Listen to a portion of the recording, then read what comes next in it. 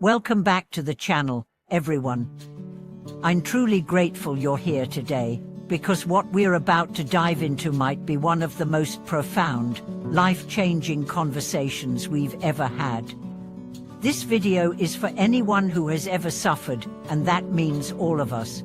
This is for those moments when life feels heavy, confusing, painful. For the times when you ask, why is this happening to me?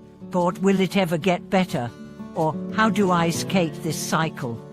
We are not talking about running from pain or pretending it doesn't exist.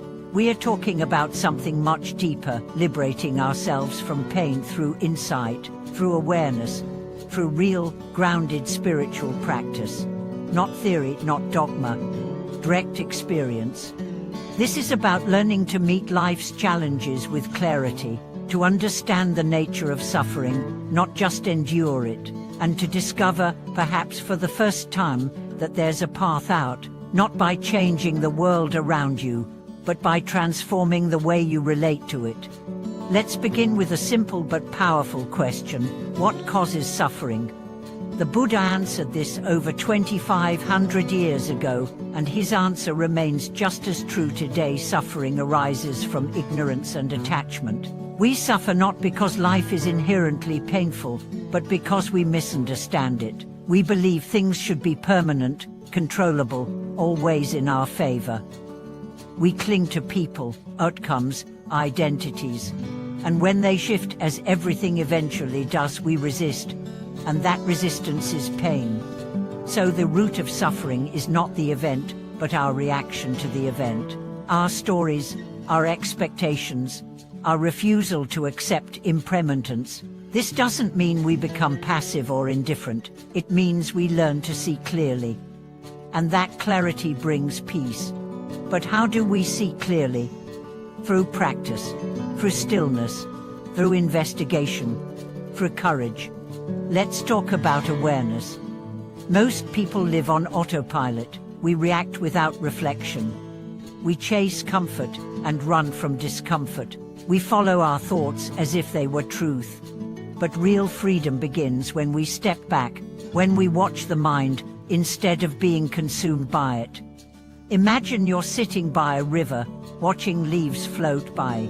Each leaf is a thought, a feeling, a memory, a worry. Most of us jump into the river and chase the leaves. But practice teaches us to stay on the bank, to watch, to let go, not by force, but by understanding that you are not the river, you are the witness. This shift, small as it may seem, is the beginning of liberation. Because when you're no longer tangled in every emotion, you can begin to respond instead of react.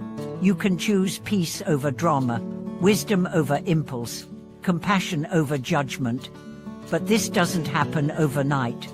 It takes dedication, it takes patience, and it takes tools. One of the most powerful tools we have is mindfulness. And no, mindfulness is not just a buzzword or a trendy app. It's the core of the path. It means being fully present with what is, not lost in the past, not anxious about the future. Here, now. When you're mindful, you can feel anger rising without acting it out. You can notice fear without being ruled by it. You can sit with discomfort without escaping. And in that presence, something incredible happens. You stop adding fuel to the fire of craving, the fire of resistance, the fire of suffering. Instead, you offer space, breath, compassion. Another essential element of the path is self-inquiry, asking, who am I really? Not in terms of your job, your body, your roles, but your essence. When the labels fall away, what remains? When everything changes, what is still there? This inquiry is not philosophical, it's practical. Because the more we identify with the false self, the ego, the story, the more we suffer.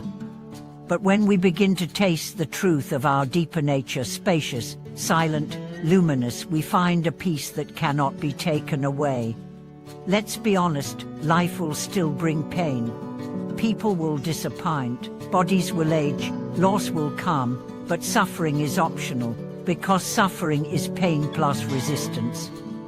When we stop resisting, when we open, when we flow, we meet even pain with grace. This is the wisdom of letting go, not giving up, but surrendering the illusion of control, letting go of needing life to fit your pan, letting go of needing others to behave a certain way, letting go of the belief that happiness lies in the future. Happiness is here, in this breath, in this moment, in your willingness to be fully alive. Another critical part of the journey is compassion, not just for others, but for yourself. Most people are at war with themselves, constantly judging, criticizing, demanding. But you cannot hate yourself into peace. You cannot shame yourself into awakening. Compassion means meeting yourself where you are, with kindness, with patience, with love, even when you fall short, even when you hurt, especially then. This is not weakness. This is strength. The strength to be human, to be honest, to be real. So how do you begin? Start small, one breath at a time, one moment of mindfulness, one act of kindness, one choice to respond differently. Sit for 5 minutes, feel your breath, notice your thoughts, label them gently, thinking, worrying, planning, then return to the breath, over and over. Journal. Ask deep questions. Listen to your heart. Meditate on what matters. Serve someone without expectation. Forgive someone who hurt you. Forgive yourself. Read the teachings, not to memorize, but to internalize. Let them work on you. Let them challenge you. Let them soften you. And when you fall down, and you will start again. There is no failure on this path, only returning, only remembering. Over time, something inside shifts. You stop needing to fix the world and start transforming your response to it. You stop needing life to be perfect and start finding perfection in the now. You stop asking, when will it get better? And start seeing that this breath, this moment is already enough. This is the heart of the Dharma. Not escape, not denial, but freedom through clarity, joy through presence, liberation through love. And this is available to you, right now, not when you become better or more spiritual, but now, as you are. So take the first step, or the next one. Walk this path not with force, but with devotion, with honesty, with openness. You are not broken. You are becoming. You are not lost. You are returning. You are not a mistake. You are a miracle in motion. And now, I'd love to hear from you. What has helped you in your journey through pain? What practices ground you?